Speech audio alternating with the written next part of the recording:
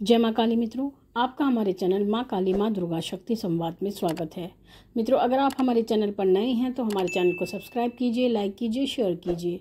साथ ही notification bell को भी प्रेस कीजिए, जिससे हमारी आने वाली वीडियोस का नोटिफिकेशन आपको तुरंत मिल जाए। मित्रों, आज का जो विषय है वो विषय ये है कि माँ काली के मंदिर में जो प्रसाद आपको मिलता है, क्या वो आपको खाना चाहिए या नहीं खाना चाहिए, या आपको माँ काली के मंदिर से प्रसाद लेना चाहिए या नहीं लेना चाहिए। देखिए, इसमें अपने आप में एक बहुत महत्वपूर्ण बात है, एक गूढ़ बात है जो कि सामान्य व्यक्ति नहीं जानते हैं। हम सभी जानते हैं माँ भगवती माँ काली इस समय पर जागृत रूप में इस संसार में निवास करती हैं। तो इस समय पर माँ काली की पूजा बहुत अत्यधिक हो रही है। व्यक्ति जन जन और प्रत्येक व्यक्ति संसार का माँ काली की पूजा करने में इस समय लगा हुआ है, और माँ भगवती अपने झंडे भी झुला रही है और नए नए चमत्कार भी करती रहती है। लेकिन आप लोग मंदिर जाते हैं माँ काली की सेवा के लिए, आप माँ भगवती के लिए भोग भी लेके जाते हैं, भोग प्रसाद लेके जाते हैं, माँ के श्रृंगार लेके जाते हैं, माँ के लिए चुनरी लेकर जाते हैं। तो जब आप वहाँ पर जाते हैं, तो जब आप ये सामग्री उनको देते हैं, दक्षिणा चढ़ाते हैं, तो पंडित जी आपको प्रसाद देते हैं। प्रसाद आप लेते हैं, प्रसाद आप ग्रहण कर लेते हैं। प्रसाद में नारियल भी होता है और नैवेद्य भी होता है, मिठाई भी होती है, फल भी होते हैं, सभी प्रकार का प्रसाद होता है, हलवा पूरी भी होती है। तो आप लोग वो ले लेते हो और ग्रहण कर लेते हो। लेकिन सबसे गूढ़ बात जो आती है माँ काली के मंदिर में जो प्रसाद मिलता है उसके बारे में। बहुत कम लोग ये जानते हैं कि माँ काली के मंदिर में बहुत सारे ऐसे व्यक्ति आते हैं जो संकट से पीड़ित होते हैं, यानी नकारात्मक ऊर्जाओं से वो पीड़ित होते हैं। और वो बहुत सारी ऐसी चीज़ें होती हैं जो माँ काली के मंदिर में वो चढ़ाते हैं। ऐसे व्यक्ति जिनका इलाज चल रहा होता है तो उनको माँ काली के मंदिर में अलग अलग चीज़ें चढ़ाने के लिए बोला जाता है। तो वो वही चीज़ें मंदिर में चढ़ाते हैं। जैसे कि किसी को बोला जाता है कि आप नारियल उतार के माँ भगवती के चरणों में चढ़ा दीजिए, आप मिठाई उतार के माँ भगवती के चरणों में चढ़ा दीजिए। अलग अलग भक्त अलग अलग कार्य करते हैं, लेकिन हमारा मानना है कि माँ भगवती के मंदिर में कभी भी उतारा करके, यानी उतारा का अर्थ होता है अपने सर से वार के, वो माँ काली के चरणों में नहीं चढ़ाना चाहिए। क्योंकि माँ भगवती को अगर आप देना ही चाहते हैं तो माँ भगवती को आप भोग दीजिए, लेकिन उतारे माँ भगवती के चरणों में नहीं रखने चाहिए। आप मंदिर में रख सकते हो, कहीं अलग स्थान पे रख सकते हो, लेकिन माँ भगवती को वो भोजन जो होता है, जो उतारे के रूप में अगर नारियल भी होता है, वो नारियल, वो मिठाई या कोई हलवा पूरी, कुछ भी, क्योंकि हम भी माँ काली के मंदिर जाते हैं तो वहाँ पर हम लोगों को इस तरह की क्रियाएं करते हुए देखते हैं कि लोग क्या करते हैं कि आप हलवा पूरी के बारे में नहीं सोच सकते, लेकिन लोग हलवा पूरी भी अपने सर से वार करके माँ भगवती के चरणों में चढ़ाते हैं, माँ भगवती को उसका भोग लगाते हैं।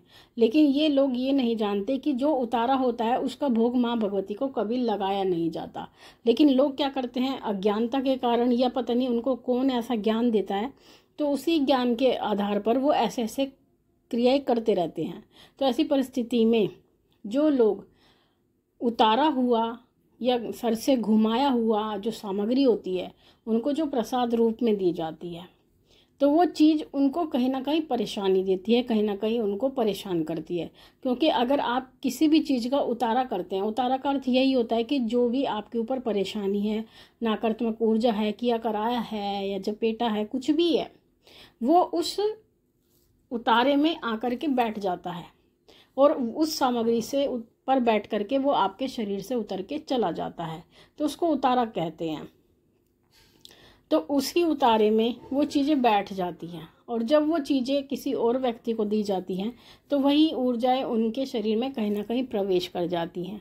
तो ऐसी परिस्थिति में आपको ये ध्यान रखना चाहिए कि आपको केवल माँ भगवती को भोग लगाना चाहिए। कोशिश यही करें कि आप वहाँ का भोग कोई ग्रहण ना करें, क्योंकि हो सकता है आप करते तो सभी अपने लिए अच्छे के लिए हैं, लेकिन कई बार अच्छे अच्छे करते हुए भी हमारा कुछ ना कुछ बुरा हो जाता है, क्योंकि हमें किसी भी चीज़ों का ज्ञान नहीं होता। और आप सभी जानते हैं कि माँ काली केवल माँ नहीं है, माँ भगवती महाविद्या भी हैं और तंत्र की सबसे बड़ी ऊर्जा भी है। तो ऐसी परिस्थिति में आपको ये बातें ध्यान रखनी चाहिए। आप तो केवल एक उनको माँ के स्वरूप में पूजते हैं, लेकिन और लोग हैं उनको जो अलग अलग स्वरूपों में पूजते हैं। कोई महाविद्या के स्वरूप में पूजता है, कोई तंत्र की देवी के बारे में पूजता है, कोई तामसिक शक्ति के रूप में पूजता है। तो सबकी भावनाएं अलग होती हैं और जो आप कर रहे हो वो अन्य व्यक्ति आपसे कुछ अलग कर रहे होते हैं। तो ऐसी परिस्थिति में ये चीज़ें आपके साथ जुड़ सकती हैं। तो अगर आपको कभी भी मंदिर के पुजारी आपको प्रसाद देते हैं, भोग देते हैं, तो आपको हाथ जोड़ के मना कर देना चाहिए, केवल माथा टिकाना चाहिए। और जितना नैवेद्य, जितना भोग प्रसाद श्रृंगार आप माँ भगवती के लिए ले जा सकते हैं, ज़्यादा से ज़्यादा आप भोग प्रसाद माँ भगवती के लिए लेकर जाएं। और हमारा यही नियम है, हम जब भी माँ भगवती के मंदिर में जाते हैं तो कभी भी वहाँ से कोई भी प्रसाद हम ग्रहण नहीं करते हैं। ऐसा नहीं है कि वहाँ पे प्रसाद नहीं मिलता है, वहाँ पे रेगुलर प्रसाद मिलता है, नारियल का प्रसाद मिलता है, लेकिन हम वो प्रसाद कभी लेते नहीं हैं, क्योंकि हम जानते हैं कि ये नारियल वही हैं जो यहाँ पर उतार के रखे जाते हैं या बलि दिए जाते हैं। इस तरह के नारियल वो होते हैं, तो उन्हीं का प्रसाद वहाँ पर बंटता है, तो हम वो भोग ग्रहण नहीं करते हैं। लेकिन आपको ये बात भी याद रखनी है कि माँ भगवती कभी किसी का बुरा नहीं करती। माँ भगवती कभी किसी का बुरा नहीं करती, माँ काली कभी किसी का बुरा नहीं करती। वो केवल दुष्टों का संहार करती हैं और भक्तों की सदैव रक्षा करती हैं, बच्चों को सदैव अपने आंचल के नीचे रखती हैं। तो ऐसी परिस्थिति में आप इस बात को अन्यथा ना लेकर इसकी वास्तविकता को जानें, और वास्तविकता को जानेंगे तो आप सच्ची बातों से, सच्चे नियमों से अवगत हो जाएंगे और अपने जीवन में जो आप त्रुटि कर रहे हैं आगे आप वो त्रुटि नहीं कर पाएंगे। तो इसलिए हमेशा यही ध्यान रखें कि आप माँ भगवती के लिए लेकर जाएं, जितना चाहे ले जा सकते हैं। वहाँ से लाने की बिल्कुल भी कोशिश ना करें, मन में मंशा ना रखें, क्योंकि माँ भगवती, माँ काली का जो भोग प्रसाद होता है, जो भोग स्वरूप उनका आशीर्वाद होता है आपके लिए। तो महामाई से केवल आप आशीर्वाद की कामना करें, माँ के प्रसाद की कामना आप बिल्कुल ना करें। बाकी आपके लिए जो घर में भोग प्रसाद लगाते हैं, आपके मन में प्रश्न आ सकता है कि क्या जो हम माँ काली को घर में भोग प्रसाद लगाते हैं, क्या हम उसको ग्रहण कर सकते हैं। देखिए, जो आप घर में भोग प्रसाद लगाते हैं वो आप अपने हाथों के द्वारा लगाते हैं और वो एक सामान्य भोग प्रसाद होता है, तो आप उसको ग्रहण कर सकते हैं। लेकिन माँ के जो भोग में लौंग रखी जाती है, कुछ लोग जैसे लौंग बताशे का भोग लगाते हैं, तो लौंग कभी ग्रहण नहीं करनी चाहिए जो माँ काली को भोग में रख दी जाती है। इस बात का आपको विशेष ध्यान रखना है। तो इस प्रकार से आप छोटी छोटी त्रुटियों से बच जाते हैं, और जो छोटी छोटी त्रुटियां होती हैं वही कल बहुत बड़ी बड़ी परेशानियां बनकर हमारे जीवन में खड़ी हो जाती है। क्योंकि पहले से ही बहुत लोग आज के समय में उल्टी सीधी चीज़ें कर रहे हैं, और अब तो हर चीज़ आसानी से मिल जाती है।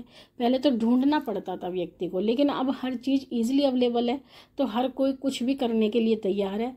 तो ऐसी परिस्थिति में आपको सावधानी रखनी चाहिए, और कुछ सावधानी आपको अपनी तरफ से भी रखनी चाहिए, जिससे कि आपके जीवन में कोई बड़ी विपदा ना आ सके।